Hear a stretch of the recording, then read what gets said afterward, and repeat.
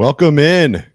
Not yet the trade deadline, and yet the Reds making moves. Welcome in, everybody. I'm Craig Sandlin, joined by Chatterbox Reds host Nicholas Kirby. Announced just moments ago, the Reds have acquired Mariners infielder Ty France, along with cash considerations. In exchange, they send single-A catcher Andruw Salcedo to the Mariners. Nick, welcome in. How we doing? Doing good. We're starting to get some action, so I think it's going to be a busy couple days. Whether the Reds make moves or not, I think you're going to see at least a lot of rumors flying hot and heavy. Absolutely. The trade deadline, already a lot of moves around the league. Expect a lot more over the next 24 to 30 hours. Recording this at about 1:15 p.m. Eastern on Monday afternoon. Deadline, of course, tomorrow, Tuesday, July 30th at 6 p.m. Eastern time. So be sure to tune in for all the updates. Nick, let's jump into this one, though. Ty France, a guy that was DFA'd by the Mariners a few days ago. The Reds add him to their infield depth. What do Reds fans need to know about Ty France? Well, France was an all-star in 2022. He had a really good run with the Mariners from 2020 to about 2022. It was about a 3-year stretch. He had a 128 OPS plus, 128 OPS plus, 125 OPS plus. So he's been he was a well above average hitter. Last year, he kind of fell back down to earth. This year, he's kind of fallen down a little bit more. I believe he'd have about 5 more homers at Great American Ballpark. So obviously playing in Seattle, a much bigger ballpark, Great American Ballpark certainly could have a positive impact on him. He is a guy that is making a little bit of money this year because of how he performed earlier. He's making $6.78 million in arbitration. So that's why I think the Reds got a little bit of cash back. And then he is not a free agent at the end of the year. So the Reds still have control of him through next year. So if he was to perform well, the Reds would have the option of keeping him next year or cutting him loose. To me, I think this is just a move to get a player with some potential upside to kind of audition for a 2025 role. And B, going to give you some more flexibility here at the trade deadline to still field a competitive player at first base and DH to replace whoever might be departing. We will dive into that a little bit later in the show. Don't give too much away. Obviously, Ty France this year batting .223 with 8 home runs, as Nick said, in Great American Ballpark. That 8 jumps up to 15. His OPS sitting at .662 with an OPS plus of 94. So slightly below average player this year, but really not bad. And for some Mariners fans, were surprised to see him DFA'd last week. So a guy that, like you said, some high upside for sure, and gives you some flexibility. And the other piece of this, obviously, is that it cost you basically nothing. Andruw Salcedo is the player that the Reds send to the Mariners. Nick, he's a catcher for Single-A Daytona. What do you know about Andruw Salcedo? Yeah, I mean, I think he was just, catching depth for the Reds. He was not anyone that was in the Reds' future plans, unless there's something I'm missing. And the Mariners really like something about him. I'm guessing he's just more depth for the Mariners system just to kind of complete a trade to happen. So yeah, I don't think the Reds really gave up a whole lot here, and it's pretty much just you're bringing in a guy, you're going to give him a chance. If Ty France came to the Reds and crushed it for 2 months, I wouldn't be shocked. Ty France comes to the Reds and falls on his face, I wouldn't be shocked. I mean, he's kind of that player in that point of his career. Fortunately, the Reds have a lot of those players this year, but given kind of where they're at, I think it makes sense to give a guy like him an audition, and also gives you a little bit more flexibility, as I mentioned, to make some other moves. Yeah, Salcedo again joined the Reds in 2022 out of Colombia, and last year spent the year going back and forth between the ACL Reds and Daytona.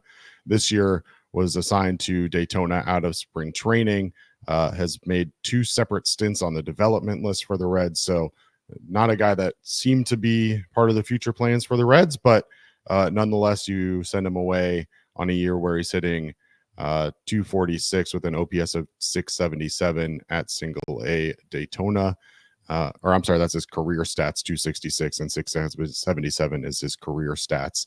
But you send him away in exchange for a guy like Ty France, who has played some first base. And Nick, this morning, report from our friend C. Trent Rosecrans of The Athletic that there are talks around the league and interest from around the league in exploring a trade for Reds first baseman and utility man Jeimer Candelario. Candelario signed this past offseason to a 3-year deal. Do you read anything into this move, adding Ty France to potentially be depth at first base behind a guy like Spencer Steer for this year, and open up some flexibility for them to be able to move potentially Jeimer Candelario? I mean, the two things seem to fit pretty well together for that narrative. That's for sure. I had mentioned several times on Chatterbox Reds, I think it would make sense if you could find a team to take on Jeimer Candelario's salary the next this year and then the next two. It would make sense. It might even make sense, to be completely honest, if the Reds had to throw in a little bit of cash back. I know people might not like to hear that, but Candelario's been fine. If the Reds were in a spot where they were in a great playoff positioning, you would keep Jeimer Candelario. You would be completely fine with him. But the fact that they're not, this might be the last opportunity to move him for in most of his contract. It would give you the opportunity to have a blank slate next year, to be able to get a younger player potentially, and use that and reallocate that money. If the Reds could have signed Jeimer Candelario to a 1-year deal in 2024, they would have signed him to a 1-year deal. But in order to get him to come to the Reds, they had to do a 3-year deal.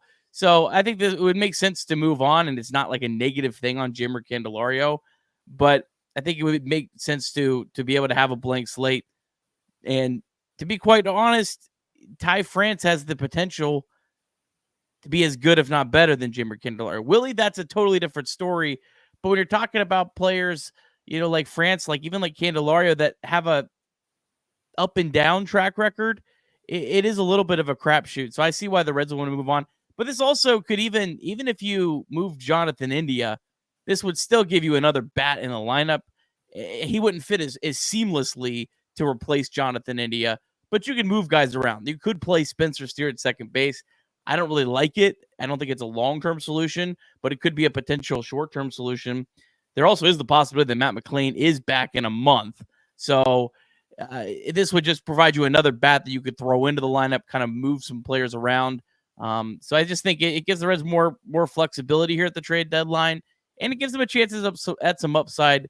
And it'd be great if France comes and he gets a spark at Great American Ballpark, and he could actually be a legitimate first base DH type option for next season at a price that he's probably not going to get a raise in arbitration. You can't go down. So it'll probably be right around $6 million again next year. But it's hard to find players that are on a 1-year deal for $6 million this offseason. So it kind of gives you that type of flexibility.